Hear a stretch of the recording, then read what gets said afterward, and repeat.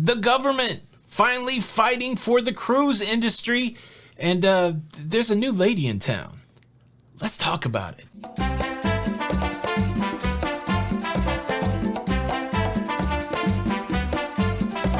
Hey, what's up everybody? Welcome back to Lido Loca. I'm your host Tony, here with the latest cruise news updates. And before we jump into the news, I just want to remind you that I am adding timestamps to the news videos that have multiple news stories.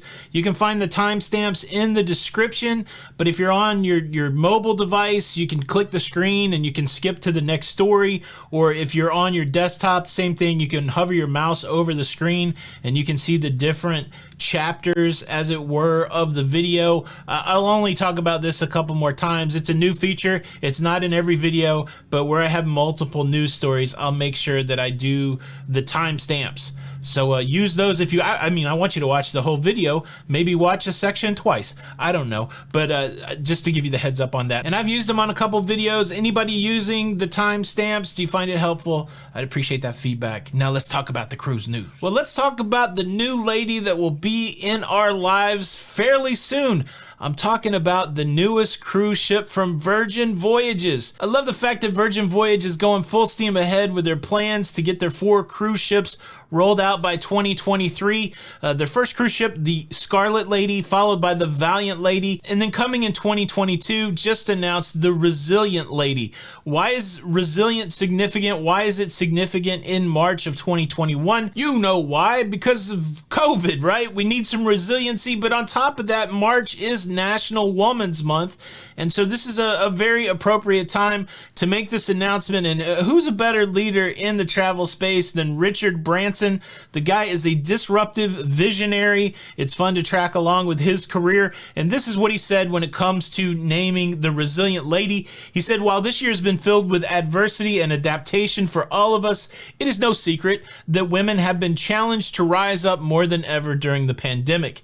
The introduction of the Resilient Lady arrives on the heels of International Women's Day, which is symbolic of the spirit of our ladyships and is in celebration of women and their achievements, strength, leadership, and resilience.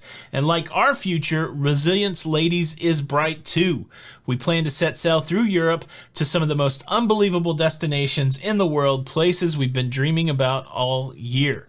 So there's a clue as to where this ship will be positioned. She will be doing cruises in the Mediterranean. Once Virgin gets up and going, once cruising resumes, I do believe that Virgin will be a disruptor in this space. And Virgin Voyages is already making big attempts to disrupt the cruise space. They're doing it with the language. They're doing it with cruise culture, not calling cruise passengers or cruisers. They're calling them sailors, doing away with gratuities and charges for internet, doing away with the traditional buffet MDR structure. They're really trying to bring around a lot of change, and I think really trying to bring new cruisers into the space, and I'm excited about that. I love the diversity of cruising. There is a cruise company, there's a cruise ship for everybody out there, and I think that Virgin Voyages opens up another vector for pulling new people into cruising. I think that this kind of disruption will be welcome.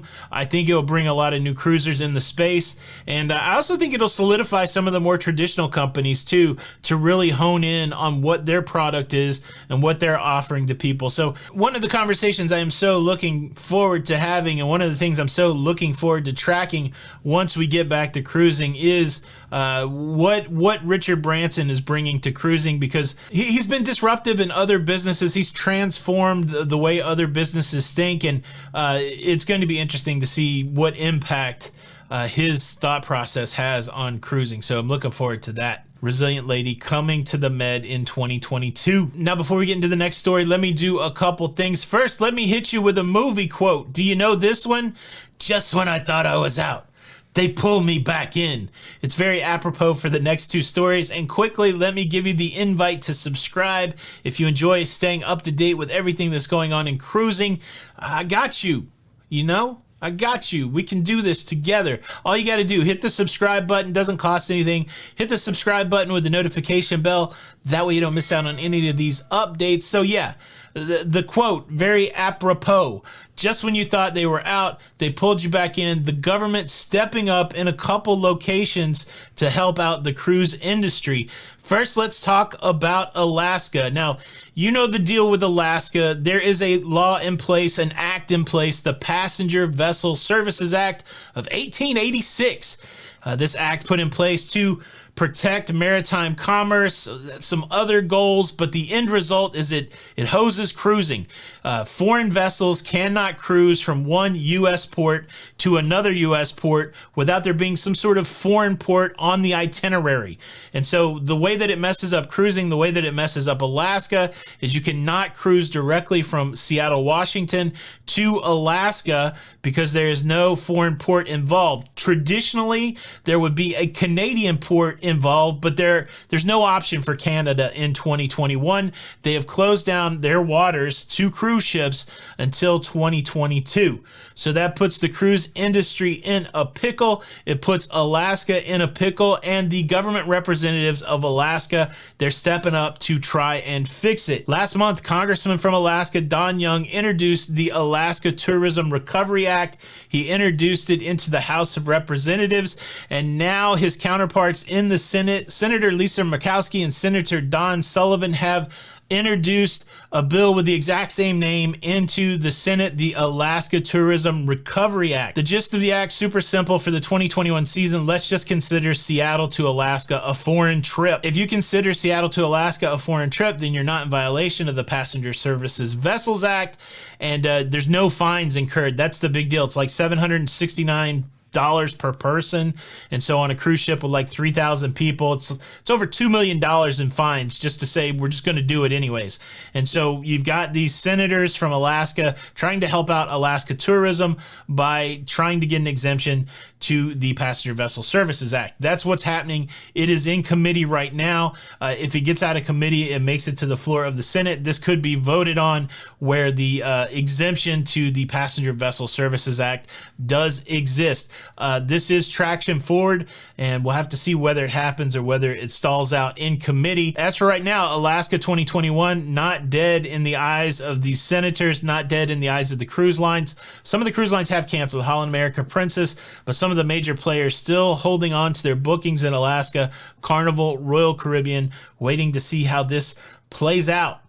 We got some government intervention to try to get cruising going on in Alaska. And not to be outdone, we got some good old government intervention down here in Florida. You may remember that the people have spoken. The self-determining people of Key West have decided that they don't want cruise ships there anymore of a certain size, and they don't want a certain amount of people in the port of Key West on a daily basis. And they also want to pick which cruise ships they like better than the other based on environmental records. It went to a vote, and the people spoke, and the people canceled cruising in Key West. Well, that's not going to fly, I guess. Jim Boyd, state senator here in Florida, introduced a bill into committee in the Florida legislature that would basically undo the vote of the people in Key West. He introduced a bill that basically says that local municipalities should not be able to make decisions for Florida's seaports.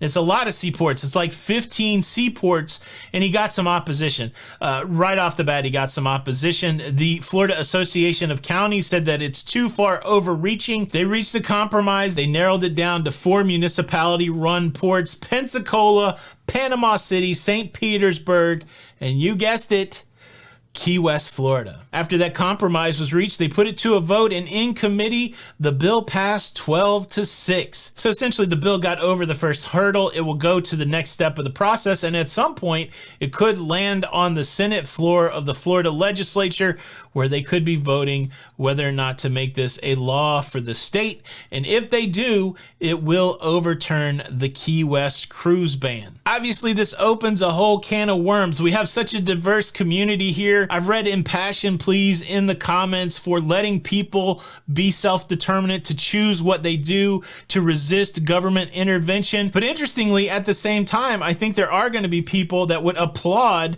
what the legislature in Florida is attempting to do by overriding the will of the people in Key West.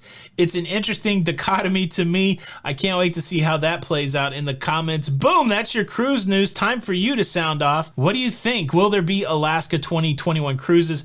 Do you foresee an exemption to the Passenger Vessel Services Act? And who's right in Key West? Should the people make the decision? Should the government make the decision? And how does that stack up with all the other people versus government decision-making processes in your mind?